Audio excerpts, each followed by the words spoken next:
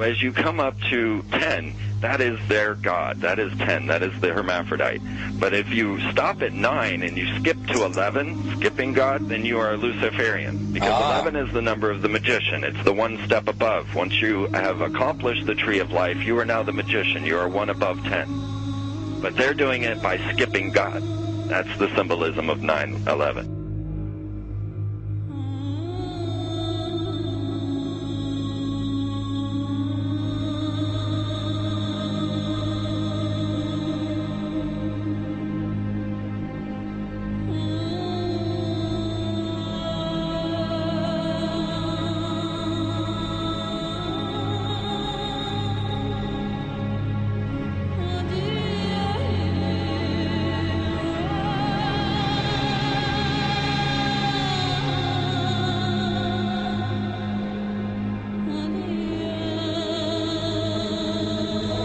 It is a big idea, a new world order.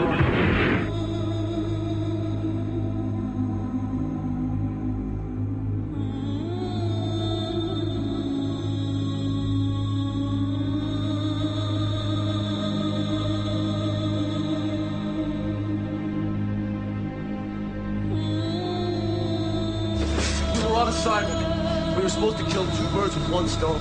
In Fight Club, Project Mayhem destroys a giant bronze spherical sculpture.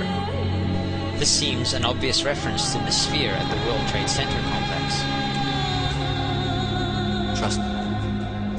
Everything's gonna be fine. In a pivotal scene reminiscent of 9/11, we see the destruction of skyscrapers and the change of a skyline.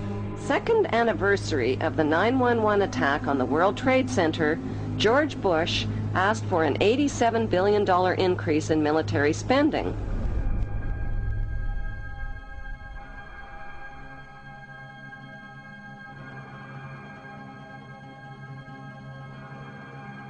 In 1904, Crowley would receive the Book of the Law soon after meditating in the King's Chamber of the Great Pyramid.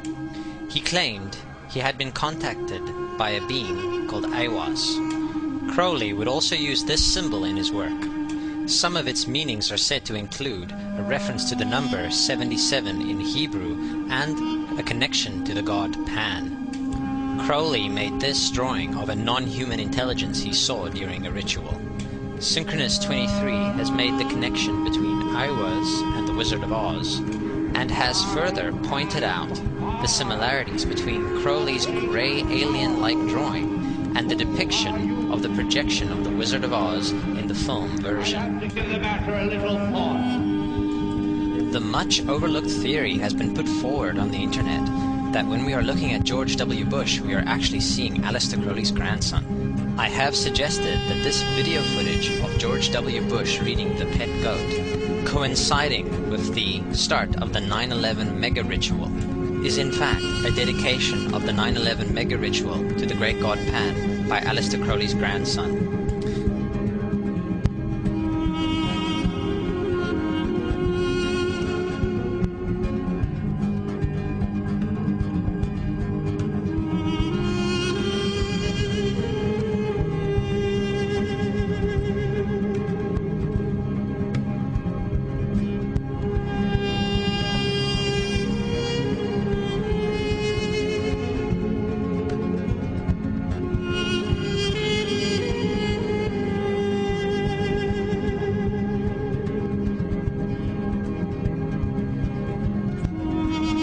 Things get a little weird.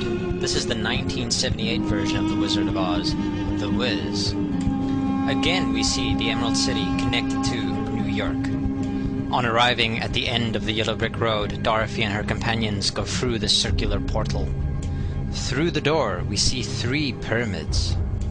Behind the pyramid shape, in between the pyramid pillars of the World Trade Center, we see the sphere, the representation of the Kaaba.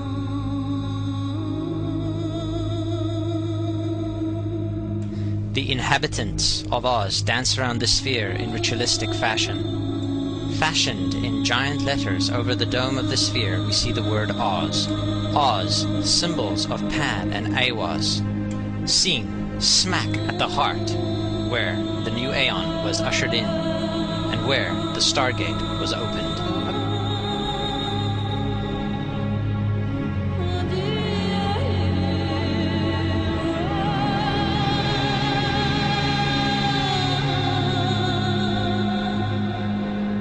Between the Twin Towers is called the spherical caryatid. It was made by artist Fritz Koenig and was nicknamed the Sphere.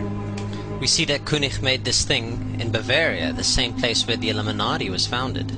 The most interesting fact about the placement of the sphere at the World Trade Center Plaza has to be that architect and designer of the World Trade Center, Minoru Yamasaki, intended the plaza itself to be a representation of the Grand Mosque of Mecca, the sphere in particular taking the place of the Kaaba.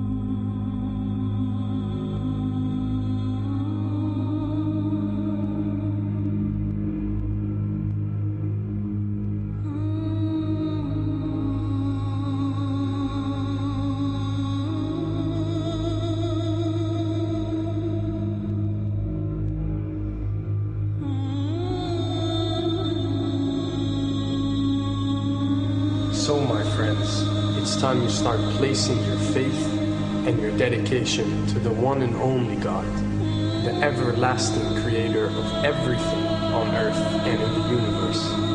He is greater than anything our minds can comprehend. Do you know how many times Muslims are required to circle the Kaaba when they visit it?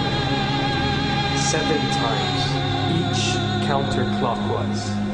Would you like to know why? You see, what binds us as humans to this life and to this dimension and to this earth is the limits of time and space. We are bound to this dimension and this reality through time and space. Hence, if one wants to leave this dimension or leave this reality, he needs to break away from time and space.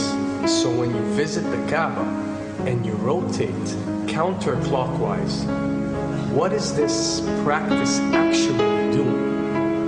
It is literally helping you elevate your soul and elevating yourself to break away from time and space so you can touch something so unique and so beautiful and so powerful that it changes your life forever. And if you don't believe me, ask anyone who has visited the Kaaba how he or she felt or how their lives have changed ever since.